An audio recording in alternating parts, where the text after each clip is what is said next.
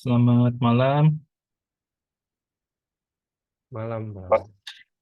Salam, Mbak. Ini baru 4 orang ya? Iya, Pak, baru 4 orang.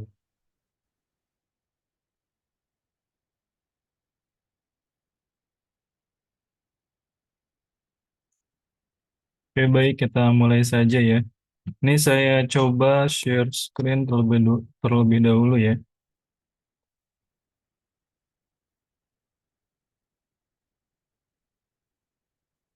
Oke, rekan-rekan, kita memasuki di pertemuan pertama ya. Nah, cuman ini ada kesalahan untuk penjadwalan. Jadi ini kan mata kuliah pengolahan citra digital ini dari jam 7 malam sampai jam 9 malam. Nah, cuman ini waktu untuk di luar Ramadan ya, teman-teman ya. Cuman karena kita memasuki bulan Ramadan, jadi kita mulai paling lama 1 jam ya, teman-teman. Paling lama sampai jam 8 ya. Nah, ini di LMS, teman-teman silahkan diakses ya. Diakses di LMS, jadi di LMS itu teman-teman bisa mengisi kehadiran nih. Jadi kehadirannya bisa diisi secara otomatis ya. Jadi tidak perlu lagi teman-teman saya absen ya untuk kehadirannya. Jadi silakan teman-teman dilihat di pertemuan pertama, nanti ada syarat kehadiran ya teman-teman nih. Nah, syarat kehadirannya ini, jadi teman-teman silakan tinggal diunduh saja untuk materinya. Nah, ketika teman-teman mengunduh nanti otomatis dianggap hadir ya teman-teman ya. Nah, ini karena kita juga masih masuk di pertemuan pertama, jadi saya buat keringanan untuk kehadirannya bisa diklik sampai tanggal 24 Maret nih, atau 23 Maret di 2359 ya teman-teman nih. Jadi karena masih masuk ke pertemuan pertama dan juga makanya saya berikan keringanan nih. Oke,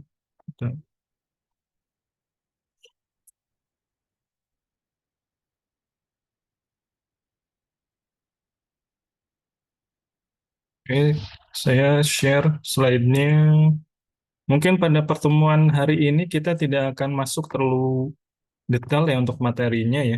Jadi nanti teman-teman bisa dibaca secara mandiri juga. Jadi pada pertemuan kali ini saya hanya akan fokus ke mekanisme perkuliahan ya, seperti aturan, tata tertib, dan juga silabusnya seperti apa ya, teman-teman.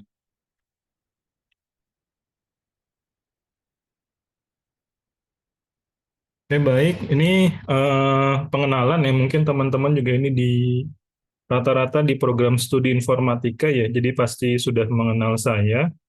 Jadi mungkin ini juga tidak akan saya jelaskan ya, teman-teman juga sudah tidak usah perkenalan lagi ya, teman-teman. Karena rata-rata sudah mengenal ya. Oke, baik, mungkin saya jelaskan kembali mengenai perkuliahan. Jadi di eksekutif ini kita ada beberapa perubahan ya, teman-teman ya. Jadi kalau sebelumnya di tiap minggu ini kita harus ada tatap muka ya, walaupun secara daring.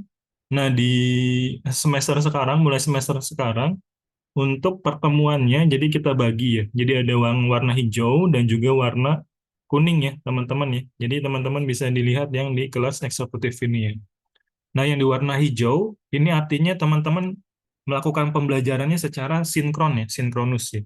Jadi dilakukan tatap muka langsung melalui Zoom ya.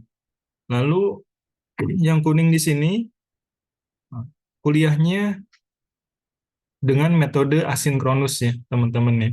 Jadi tidak ada tatap muka ya di secara daringnya ya.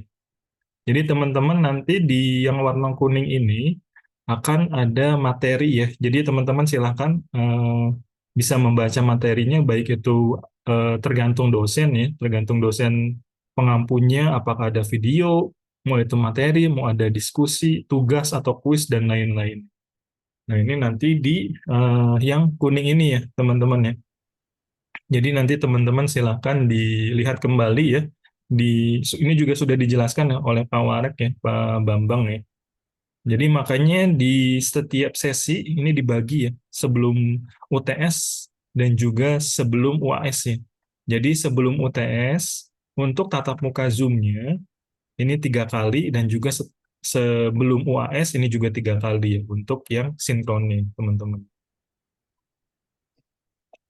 Nah, ini mengenai perkuliahan ya, metode perkuliahannya ya, teman-teman. Jadi kita hanya ada total 6 kali tatap muka secara daring ya, teman-teman. Nah, ini aturan dan tata tertibnya. Jadi ada sekitar 7 ya, teman-teman ya, aturan dan tata tertib dalam melakukan perkuliahan ya, khususnya di mata kuliah saya. Jadi terkait dengan presensi dan kehadiran, mahasiswa ini diwajibkan hadir dalam sesi perkuliahan daring sesuai jadwal ya. Jadi nanti jadwalnya tadi ada 16 sesi pertemuan. Walaupun teman-teman di yang kuning itu kan asinkron ya. Walaupun asinkron tetap ada presensinya ya, teman-teman ya. Nanti mengikuti mekanismenya nanti teman-teman, makanya wajib dicek secara berkala ya untuk LMS-nya. Nah, ini kehadiran juga dibuktikan sesuai dengan kriteria pada platform perkuliahan LMS ya. Jadi makanya teman-teman selalu dicek ya secara berkala ya untuk setiap mata kuliahnya di LMS ya terkait dengan kehadiran. Lalu kamera dan mikrofon, aktifkan mikrofon hanya saat berbicara atau bertanya ya, teman-teman. Lalu terkait dengan penamaan akun, jadi penamaan akun itu wajib menggunakan nama asli ya, teman-teman ya. Tidak diperbolehkan menggunakan nama samaran atau istilah yang tidak jelas. Lalu juga yang keempat di sini etika komunikasi ya, etiket ya. Jadi walaupun kita tidak bertemu secara langsung, jadi hanya menggunakan platform berkomunikasi jarak jauh, tapi teman-teman wajib menggunakan etika ketika berkomunikasi. Jadi wajib menggunakan bahasa yang sopan dan sesuai ya, baik itu dalam rangka mengajukan pertanyaan, menjawab maupun berdiskusi ya. Jadi saya harap juga di sini rekan-rekan kan sudah lulus juga ya, sudah di atas SMA ya, di atas tingkat SMA. Jadi teman-teman juga mengetahui ya bagaimana cara berkomunikasi yang baik dan juga yang sopan ya, teman-teman. Lalu terkait dengan toleransi keterlambatan dan gangguan teknis. Jadi misalnya teman-teman ada kendala, baik itu ada pekerjaan di kantornya, lalu juga ada kendala internet, mati lampu, atau masalah teknis lainnya, ini wajib memberitahu saya ya, teman-teman. Lalu juga terkait partisipasi, gunakan fitur raise hand ya, ketika akan bertanya atau menyampaikan pendapat ya, teman-teman. Lalu terkait dengan pengumpulan tugas dan ujian, jadi rekan-rekan wajib mematuhi format ya, format yang diminta nanti ketika baik itu tugas ataupun ujian ya. Dan juga teman-teman harus perhatikan waktu pengumpulannya ya. Jadi jangan sampai terlewat ya, teman-teman ya. Dan juga platform yang ditetapkan. Nah, ini di LMS ya, teman-teman ya. Dan ini yang perlu teman-teman perhatikan yaitu terkait dengan plagiarisme ya. Jadi hindari plagiarisme ya, teman-teman ya, karena ini juga menyangkut integritas teman-teman ya, sebagai mahasiswa dan juga tentunya sebagai akademisi di kampus ya. Dan juga selalu cantumkan ya sumber jika mengutip materi tertentu ya. Nah, ini mengenai aturan dan tata tertib di perkuliahan saya ya, teman-teman ya. Jadi silahkan ditaati ya, teman-teman. Nah, ini mengenai silabus. Ini saya coba share dulu untuk silabusnya. Silabus juga atau RPS ini sudah saya share ya di LMS ya, teman-teman yang bisa dilihat juga secara mandiri ya.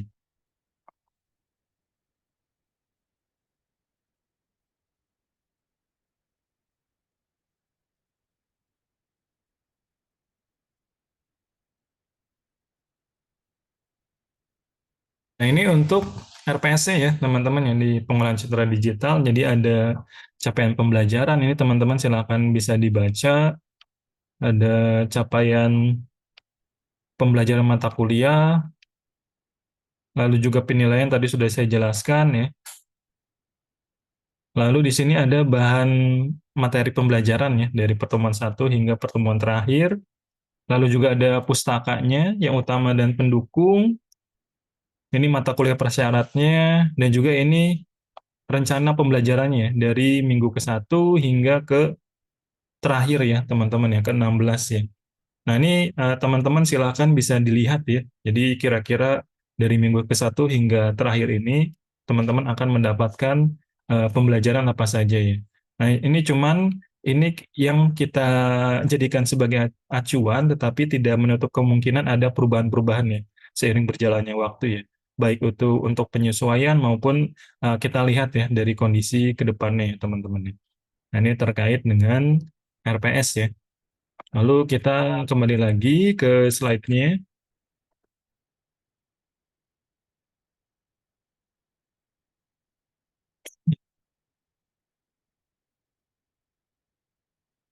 Nah, ini untuk buku referensinya ya, teman-teman ya, pada perkuliahan pengolahan citra digital ya, teman-teman. Nanti teman-teman silakan bisa dicari ya. Kalau misalnya teman-teman tidak menemukan, nanti saya akan share ya untuk digital versionnya ya, teman-teman ya. Nah, ini tadi terkait dengan penilaian, ini saya mengikuti standar dari kampus ya. Jadi ada 4 komponen utama. Yang pertama kehadiran, yang kedua yaitu UTS, yang ketiga tugas, kuis ataupun proyek akhir, dan juga UAS ya. Untuk bobotnya kehadiran ini 15%, UTS 25%, dan juga untuk tugas atau kuis atau proyek akhir 30%, begitu juga dengan UAS ya, sama bobotnya 30%. Nah, ini kita masuk mengenai pengenalan ya, teman-teman ya. Mungkin saya juga jelaskannya tidak akan terlalu detail. Jadi citra ya, atau gambar ya, atau bahasa Inggrisnya itu kan image ya. Nah, jadi citra itu atau gambar itu sebuah gambar bermakna lebih dari 1.000 kata ya, teman-teman. Jadi a picture is more than 1,000 words ya. Jadi gambar ini kita bisa melakukan eh, makna yang berbeda-beda ya teman-teman ya. Jadi seperti gambar dan di sini ya, ini bisa beda-beda nih setiap orang menerjemahkannya. Apakah dia menerjemahkannya detail ataupun bagaimanapun gitu ya. Ini bisa bermakna lebih dari 1.000 kata ya. Jadi ada pepatah seperti itu ya. Jadi artinya citra ini mempunyai karakteristik yang tidak dimiliki oleh data teks, yaitu citra kaya dengan informasi ya teman-teman ya. Jadi kalau teman-teman misal kita bandingkan dengan novel gitu ya, kalau novel kan dia kita sudah diarahkan ya teman-teman ya. Jadi sesuai dengan imajinasi dari si penulisnya. Cuman memang untuk ceritanya kan sudah mengalir ya teman-teman nih. Nah kalau gambar ini biasanya ini juga penerjemahannya bisa beda-beda ya. Jadi selayaknya tadi yang novel ya teman-teman yang berupa teks. Nah gambar juga kalau kita bisa ibaratkan ini juga kadang kalau kita potong ya gambarnya ini bisa maknanya bisa berbeda-beda ya teman-teman. Jadi kadang kalau kita potong gambar suatu informasi ini bisa terjemahannya bisa beda-beda. Jadi bisa makanya ada peribahasa sebuah gambar bermakna lebih dari 1.000 kata ini, teman-teman.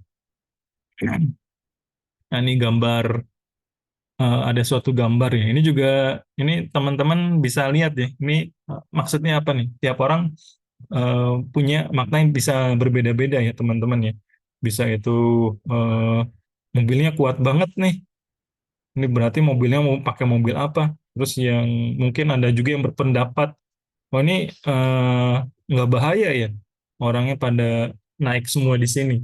Terus ada juga ini lagi ngungsi ya, atau lagi apa ini, atau lagi jalan-jalan atau apa ini kan ada asumsi juga seperti itu ya. Dan juga asumsi-asumsi lain nih, teman-teman. Jadi makanya tadi ya, a picture is jadi suatu gambar itu bisa bermakna 1.000 kata tadi ya teman-teman. Nah ini image versus grafik ya teman-teman ya. Jadi kalau citra itu merupakan suatu potret ya teman-teman ya. Jadi potret asli ya teman-teman.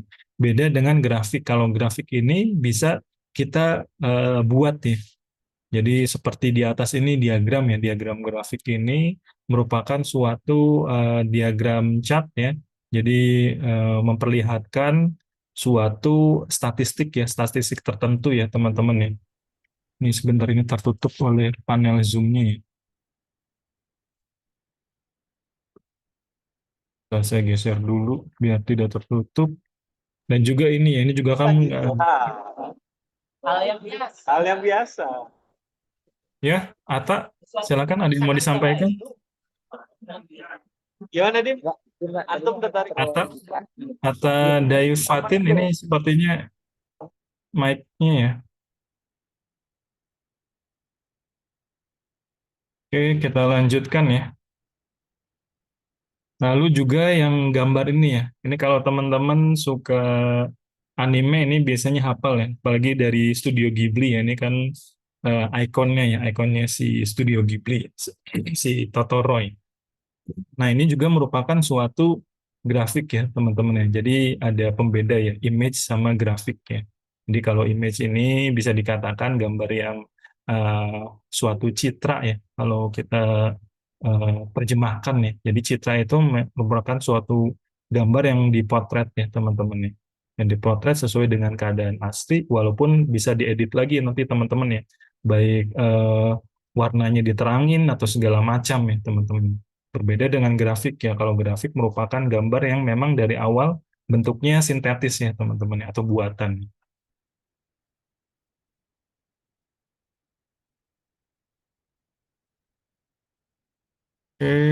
Jadi citra sering disebut juga gambar pada bidang dwi matrai atau dua dimensi ya.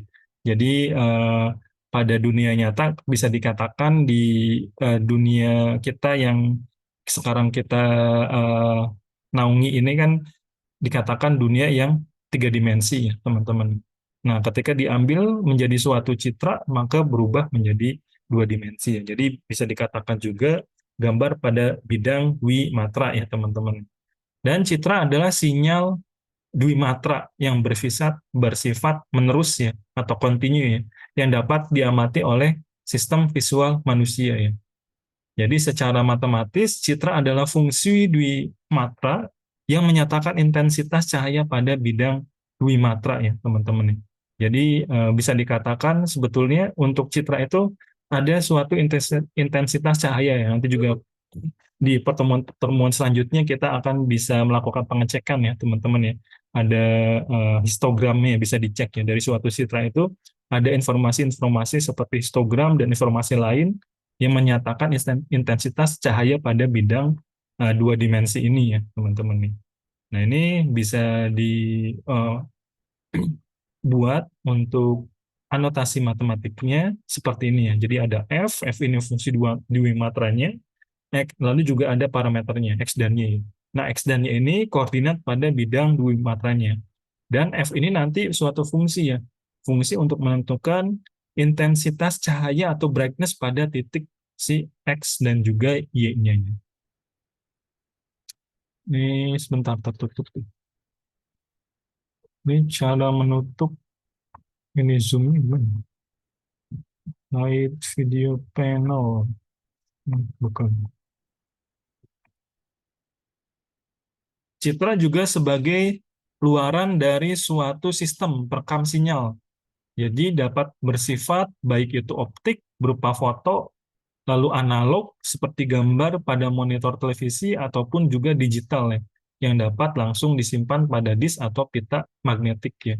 Jadi untuk perekaman sinyal ya, ini juga sinyal kan ada beberapa tipe ya teman-teman ya.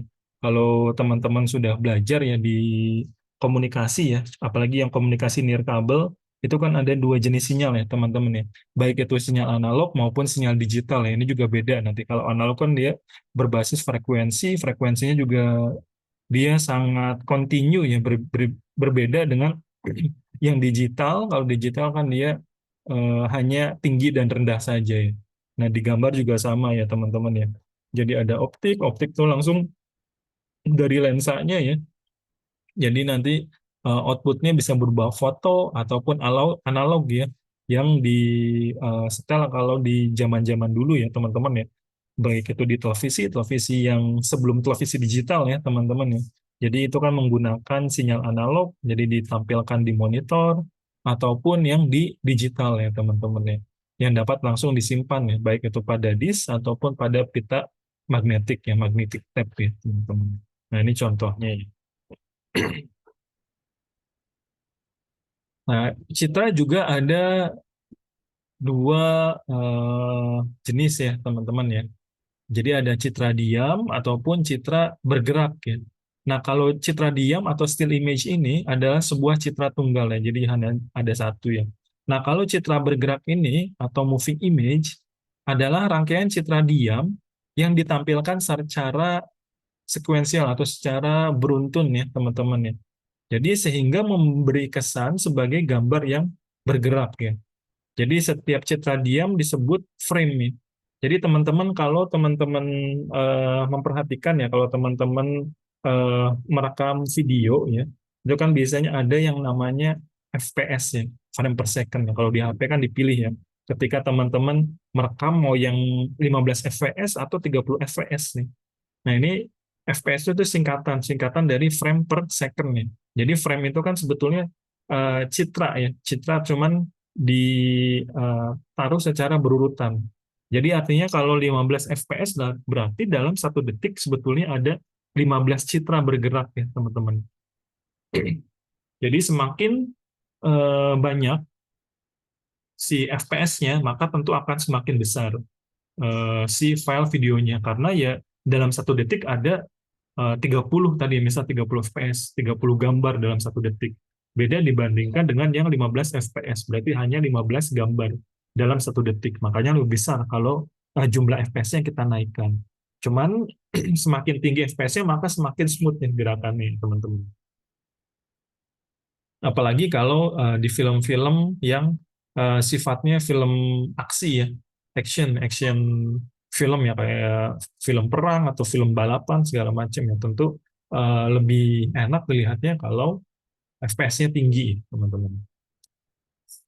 Nah, ini video ya. Video adalah contoh citra bergerak ya, terdiri dari banyak frame ya, dan dapat memiliki audio atau tanpa audio yang disimpan di dalam kanal yang terpisah dari frame. Ini contoh video ya, teman-teman.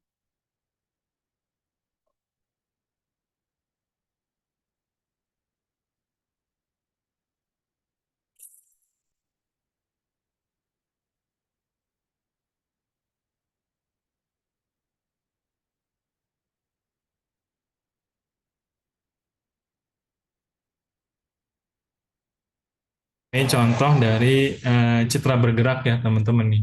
Jadi terdiri dari banyak citra ya, baik itu memiliki audio ataupun tanpa audio ini. Nah, ini contoh dari frame ya.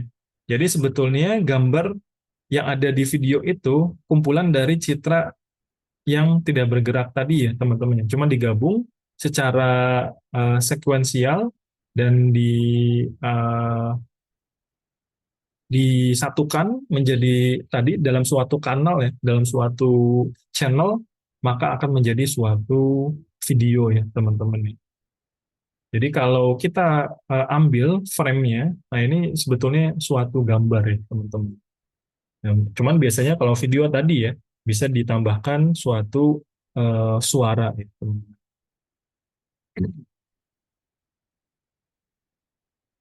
Ini contohnya ya, ada foreman.av ya, teman-teman. Ini gambar yang tidak, mohon maaf ya, video yang tidak ada suaranya. Jadi kalau kita pada frame-nya ya seperti ini gambar sebetulnya.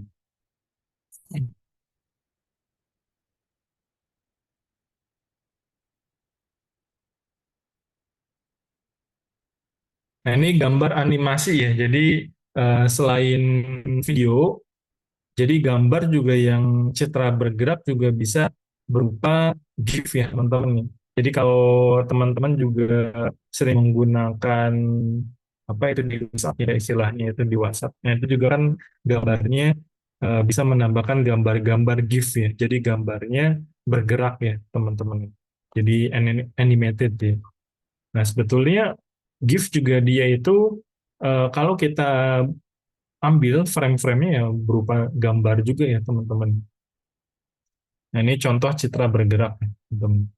Nah citra digital. Jadi citra digital adalah representasi citra kontinu melalui pencuplikan atau sampling ya secara ruang dan waktu ya. Jadi si sampling ini atau pencuplikan secara ruang ini berdasarkan koordinat si sinyalnya. Jadi X dan Y ya. Nah, kalau pencuplikan secara ruang dan waktu, jadi deretan tadi ya, deretan frame ya. Jadi koordinat sinyalnya digabung menjadi deretan frame, maka menjadi suatu video digital ya, teman-teman.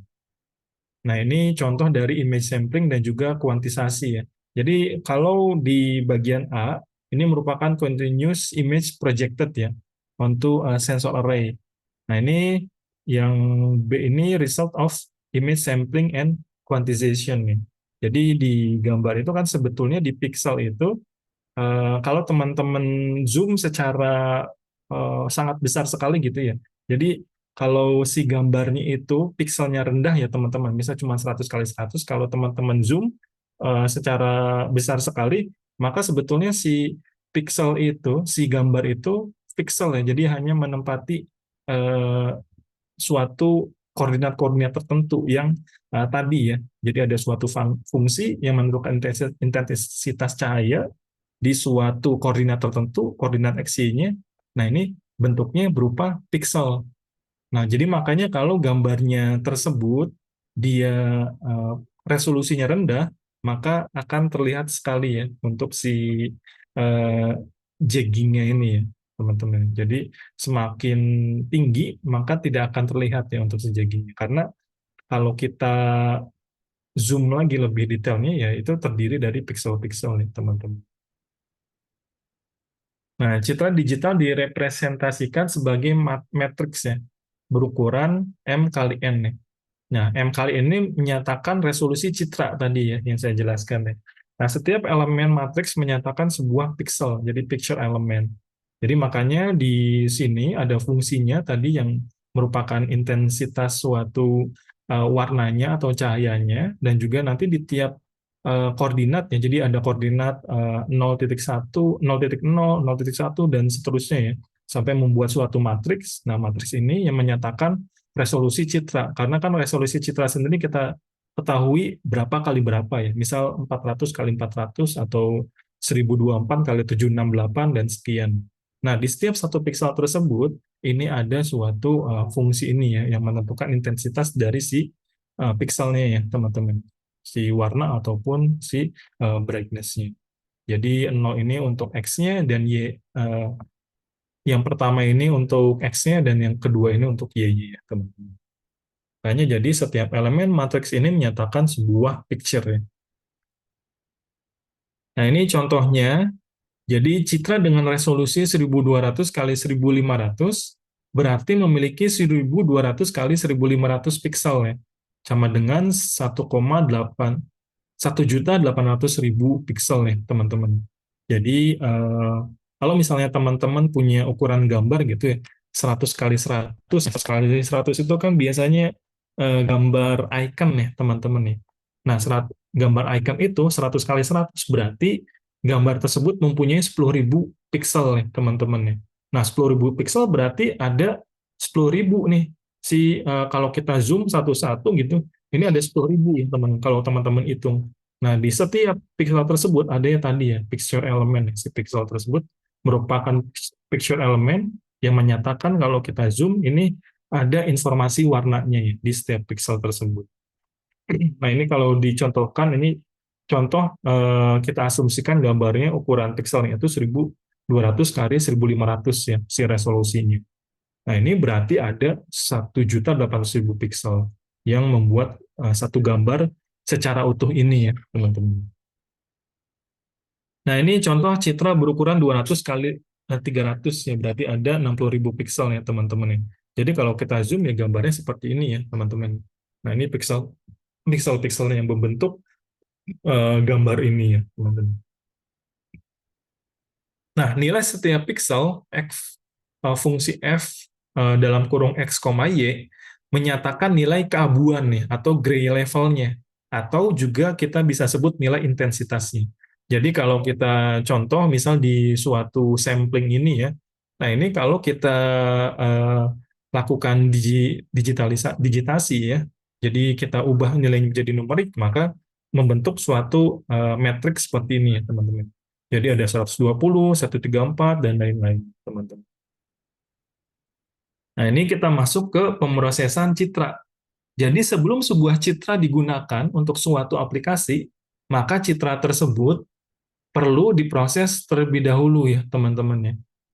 Jadi pemrosesan citra dilakukan karena suatu citra yang seringkali mengalami degradasi atau penurunan mutu. Misalnya mengandung cacat atau ada noise atau derau ya teman-teman. Atau warnanya ternyata terlalu kontras. Atau ternyata gambarnya atau citranya kurang tajam nih. Atau juga gambarnya kabur ya, atau blurring dan sebagainya. Nah, tentu saja citra semacam ini menjadi lebih sulit ya diinterpretasi lebih lanjut karena informasi yang disampaikan oleh citra tersebut menjadi berkurang nih teman-teman. Nah, ini contohnya ya kekurangan-kekurangan ya kenapa kita memerlukan pemrosesan citra tersebut ya. Sebagai contoh di sini blur image ya, jadi gambarnya tidak jelas ya teman-teman.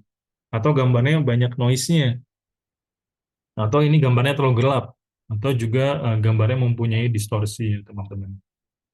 Nah, ini yang noisy image, citra dengan kontras sih. Bentar ya.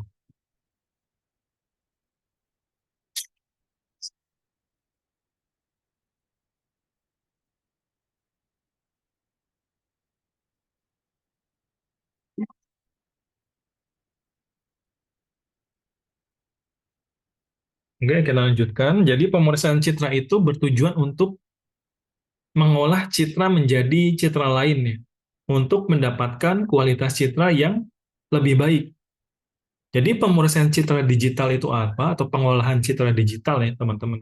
Adalah pengolahan atau pemrosesan citra digital dengan melakukan operasi-operasi pemrosesan sinyal dengan menggunakan komputer. Jadi itu merupakan pengolahan citra digital atau pemrosesan citra digital ya teman-teman. Nah ini menurut Anil K. Jain, umumnya operasi-operasi pada pemrosesan citra digital diterapkan pada citra bila yang pertama perbaikan atau memodifikasi citra perlu dilakukan untuk meningkatkan kualitasnya, baik itu kualitas penampakan atau menonjolkan beberapa aspek informasi yang tergantung di dalam citra. Yang kedua, elemen-elemen di dalam citra perlu dikelompokkan, dicocokkan, atau diukur ya, teman-teman. Yang ketiga, sebagian citra perlu digabung dengan bagian citra lain. Atau juga citra dimampatkan untuk mendapatkan representasi yang lebih kompak. Teman-teman. Jadi ini merupakan operasi-operasi pada pengolahan citra digital ya, teman-teman ya. Nah, ini dengan melakukan pemrosesan citra, maka kualitas citra menjadi lebih baik ya, sehingga dapat diinterpretasi lebih lanjut atau digunakan untuk tujuan pengenalan objek di dalam citra ya, teman-teman. Jadi sebetulnya pengolahan citra digital ini teman-teman bisa aplikasikan di mata kuliah berikutnya seperti computer vision ya.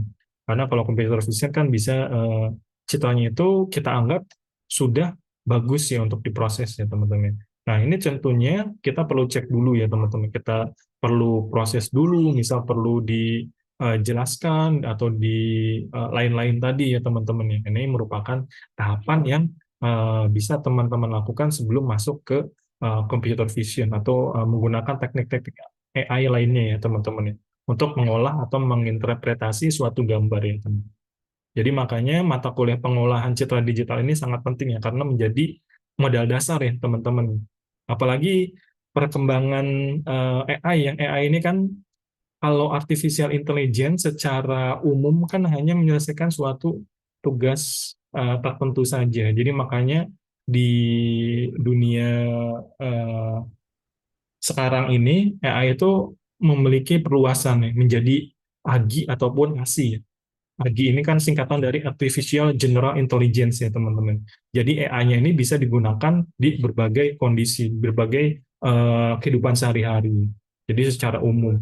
Atau juga Artificial Super Intelligence ya. Jadi sudah bisa secara otomatis ya, tidak perlu disuruh lagi ya. Bisa melakukan berbagai tugas seperti layaknya manusia ya teman-teman. Jadi makanya ini juga merupakan titik awal ya teman-teman, dasar ya. Jadi betul-betul ya, mata kuliah ini harus teman-teman kuasai juga ya, untuk bisa lanjut ke tingkat yang lebih tinggi. Apalagi di AI ini kan bisa bermacam-macam ya, memproses gambar, teks, dan lain-lain. Nah, ini contohnya melakukan suatu perubahan ya, suatu perubahan proses citra digital. Ini juga sama ya, bisa kita ubah ya. Nah, tadinya ada distorsi menjadi gambarnya lebih mudah, lebih enak dilihat ya teman-teman. Nah, ini dilakukan dengan tadi ya pengolahan citra digital tadi ya teman, atau pemrosesan citra digital ya. Nah, ini contohnya sebelumnya ya, blur ini menjadi lebih bisa dilihat ya teman-teman. Nah, ini komponen sistem pemrosesan citra digital ya teman-teman. Jadi ada jaringan, ini ada image display-nya, ada komputer, ada storage-nya. Nah, ini untuk hard copy-nya. Nah, ini peruntukannya ya. Jadi memang ada suatu specialized image processing hardware ya.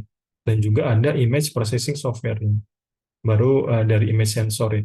Nah, ini makanya ketika suatu gambar misal diambil ya, baik itu oleh kamera mau oleh drone ataupun apapun gitu ya.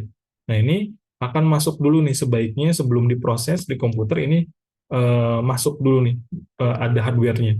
Hardware ini yang akan menjalankan suatu image processing baru masuk ke komputer. Nah, di komputer sendiri pun nanti ada tools tambahan lainnya yang akan melakukan pemrosesan suatu gambar atau citra ya teman-teman.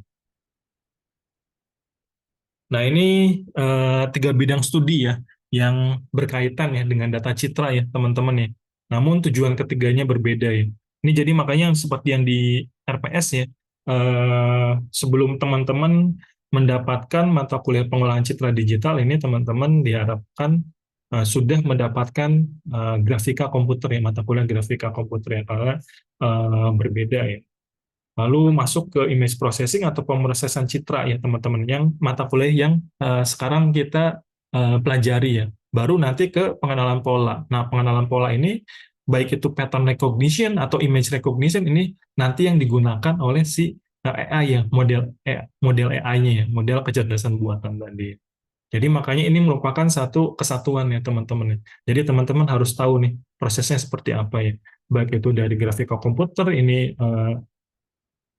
mempelajari ya bagaimana teknik-teknik dari atau yang dikenali untuk grafika komputer seperti apa, baru nanti dilakukan suatu pengolahan ya, si citranya itu diolah agar lebih tentunya kualitasnya lebih bisa dipahami ya, baru nanti dikenali polanya ya untuk metode-metode atau model-model dari si artificial intelligence teman-teman. Nah, kalau di grafika komputer, ini tujuannya menghasilkan citra atau lebih tepatnya itu disebut grafik ya, dengan primitif-primitif geometri, jadi seperti garis, lingkaran, dan sebagainya ya teman-teman. Nah, ini primitif-primitif geometri ini memerlukan data deskriptif ya, untuk melukis elemen-elemen gambar. Jadi contohnya ya teman-teman ya, data deskriptif ini adalah koordinat titik-titiknya nih, di mana. Lalu panjang si garis-garisnya, terus juga misal ada jari-jari lingkarannya seperti apa, tebal garisnya nanti bagaimana, warnanya dan sebagainya. Ini teman-teman sudah pelajari di grafika komputer atau di teori grafika ya teman-teman kalau di kampus kita ya. Nah, ini contohnya ya. Jadi contohnya kita membuat suatu fungsi ya, fungsi line. Ada line ini ada informasi posisinya di XY-nya, lalu juga panjangnya berapa dan juga tebalnya berapa. Ini programnya teman-teman buat seperti ini. Ini teman-teman harusnya sudah mendapatkan semua ya teori grafika ya. Jadi kita buat programnya seperti ini dan menghasilkan gambar seperti ini ya. Ini yang teman-teman pelajari sebelumnya ya, di teori grafika atau di grafika komputer ya, teman-teman. Nah, ini juga teman-teman juga eh, seharusnya sudah mempelajari juga ya beberapa algoritma ya untuk membuat suatu gambar ya. Misalnya ini membuat garis. Nah, ini bisa menggunakan algoritma Bresenman ya, teman-teman ya. Jadi kalau teman-teman di gambar itu kan tentunya yang tadi saya jelaskan, gambar itu atau citra itu terdiri dari elemen ya, picture elemen ya. Picture elemen itu kan merupakan suatu pixel ya teman-teman ya. Nah, ketika teman-teman ingin membuat garis, ini kan kalau kita buat pixelnya kan tentu agak zigzag ya teman-teman ya. Jadi makanya perlu suatu algoritma. Nah, ini bisa menggunakan yang namanya algoritma Bresenham ya teman-teman ya. Nah, ini untuk membuat garis. Jadi nanti ketika teman-teman membuat garis, walaupun berdasarkan pixel, ini bisa tetap dilihat menjadi suatu garis yang utuh ya teman-teman. Seperti layaknya garis ya pada umumnya ya teman-teman. Nah ini algoritma seperti ini juga tidak akan saya jelaskan lebih lengkap ya teman-teman ya. Karena teman-teman juga harusnya sudah mendapatkan ya teori ini ya di mata kuliah grafika komputer atau di teori grafika ya teman-teman. Nah, ini contoh yang lebih advance-nya lagi ya, teman-teman ya. Jadi dari fungsi-fungsi tadi, ini bisa kita gambarkan suatu grafik yang seperti ini ya, teman-teman. Ini dipelajari di teori grafika atau di grafika komputer ya, teman-teman. Nah, ini kartun juga seperti ini ya, teman-teman. Nah, ini yang 3D ya. Jadi di grafika juga atau di grafika komputer juga teman-teman bisa membuat grafik 3D ya. Jadi bentuk dari 3D modeling atau 3D rendering.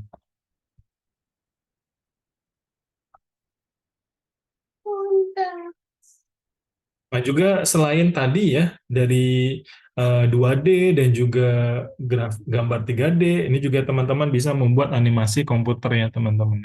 Nah ini di grafika komputer ya. Kalau di perkuliahan kita pisah lagi menjadi visualisasi 3D teman-teman. Nah, ini animasi komputer ya. Jadi menggunakan ini di sebelah kanan sini animasi komputer sederhana ya teman-teman yang menggunakan algoritma sederhana. Jadi gambarnya bisa melakukan suatu animasi ya teman-teman ya. Jadi tinggal melakukan repeat. Jadi latar belakangnya diwarnai hitam. Yang pertama itu latar belakang hitam. Lalu gambar yang kedua itu gambar kambing ditaruh di kanan. Lalu yang ketiga itu munculkan kembali latar belakang hitam. Yang keempat, gambar kambing digeser ke kiri. Lalu dilakukan repeat. Nah, ini hasilnya seperti ini ya, teman-teman.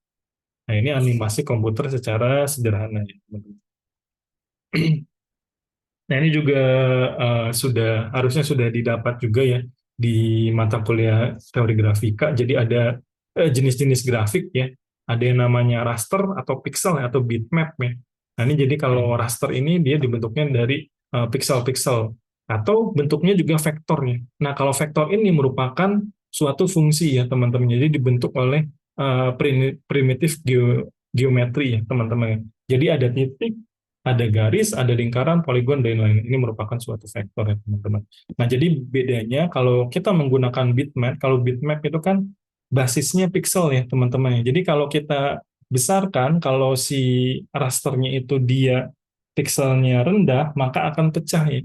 Beda kalau teman-teman gunakan jenis grafiknya itu vektor ya teman-teman ya. Nah kalau vektor itu merupakan suatu fungsi ya, fungsi matematika ya. Jadi walaupun teman-teman melakukan eh, perbesaran atau magnifikasi berapapun itu, maka gambarnya tidak akan pecah. Karena apa? Karena memang menggunakan fungsi matematika, dia akan selalu merender ya.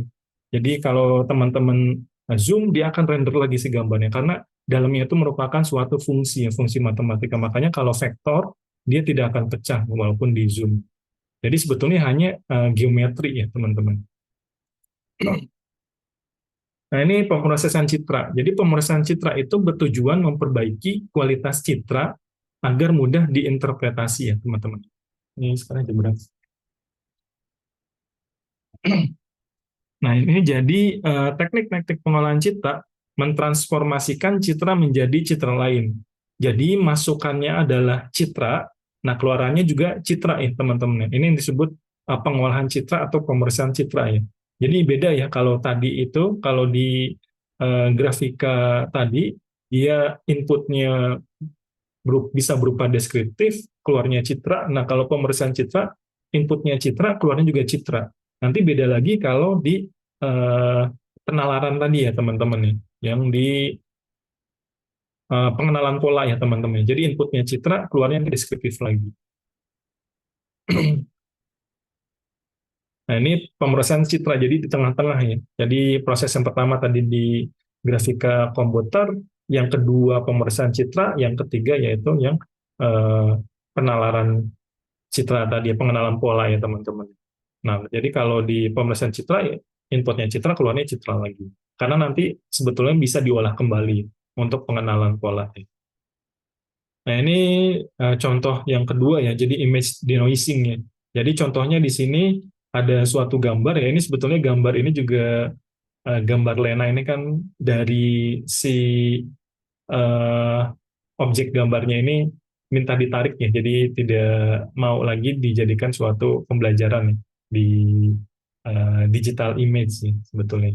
Nah, ini contohnya kita ingin melakukan suatu pemrosesan citra ya, yaitu proses image denoising ya. Jadi contohnya di sini ada gambar banyak noise-nya, maka kita akan melakukan suatu fungsi image denoising ya, teman-teman.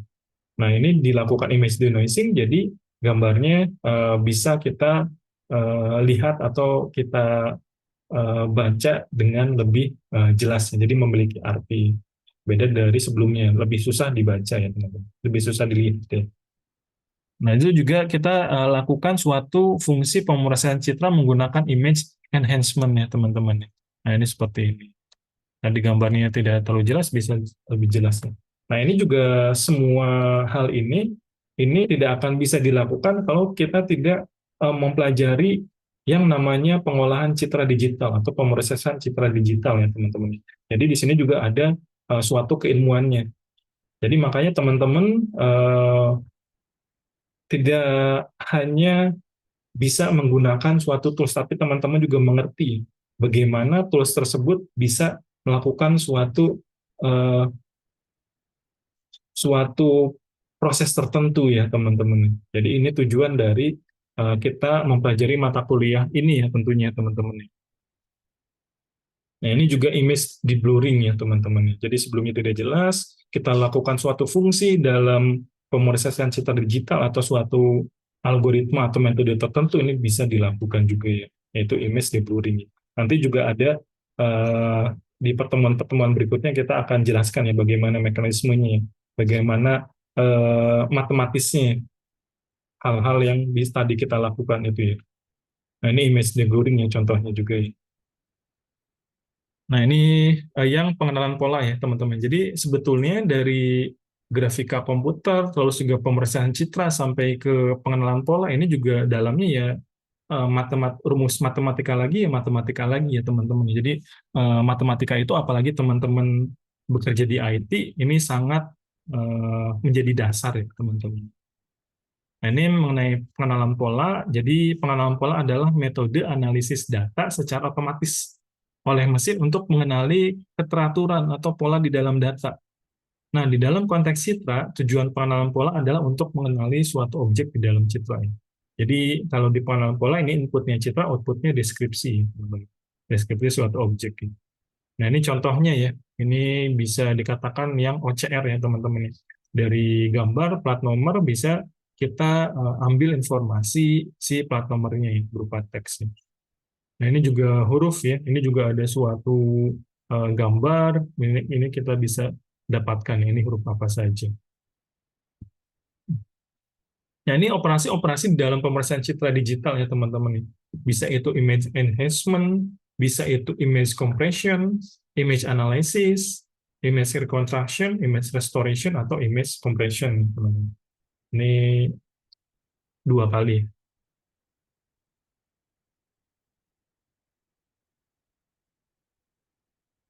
Nah, ini image enhancement ya, teman-teman ya. Nanti teman-teman bisa baca saja ya. Image enhancement itu seperti apa. Nah, ini ada di materi ya. Begitu juga image restoration ya. Nah, ini ada fungsinya ya, teman-teman ya. Jadi makanya seperti yang saya jelaskan tadi, ya kalau di IT, ini fungsi-fungsinya, ini pasti ada matematikanya ya, teman-teman. Jadi makanya harus kuat juga teman-teman matematikanya kalau di IT ya. Nah, ini image restoration ya, jadi ada suatu, contohnya itu suatu fungsi ya. Jadi ada fungsi fx, ini ada h-nya, lalu kita lakukan ya suatu restorasi, maka akan menghasilkan suatu gx ini, teman-teman. Lalu juga ada image analysis ya. Nah, ini untuk mengenali suatu tepinya ya teman-teman. Ini ada fungsi matematisnya juga, nanti lebih lengkapnya kita akan pelajari di pertemuan-pertemuan berikutnya ya. Begitu juga kompresi ya. Kompresi juga sama, nanti kita akan bahas secara detail. Intinya di kompresi ini ada dua tipe ya. Yang lossless ataupun yang lossy ya teman-teman. Kalau yang lossless ini masih dia pixelnya hampir sama ya dengan sebelum kompresi.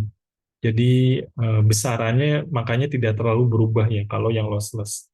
Beda kalau yang lossy. Kalau lossy dia benar-benar dilakukan kompresi, jadi ada informasi yang hilang.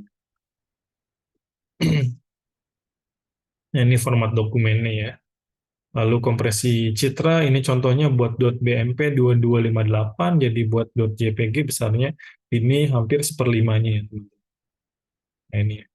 Mungkin perkuliahan kita cukup sampai sini saja ya, teman-teman ya. Jadi silakan jangan lupa untuk melakukan presensi, diunduh materi yang ada di LMS ya teman-teman ya, di pertemuan pertama ya. Baik, selamat menjalankan ibadah puasa ya teman-teman ya. Semoga amal ibadah kita diterima ya, terutama bagi rekan-rekan yang muslim ya. Baik, saya tutup, saya akhiri perkuliahan kita pada malam hari ini. Terima kasih. Wassalamualaikum warahmatullahi wabarakatuh. Waalaikumsalam warahmatullahi wabarakatuh, Pak. Terima kasih, Pak. Ya, sama-sama.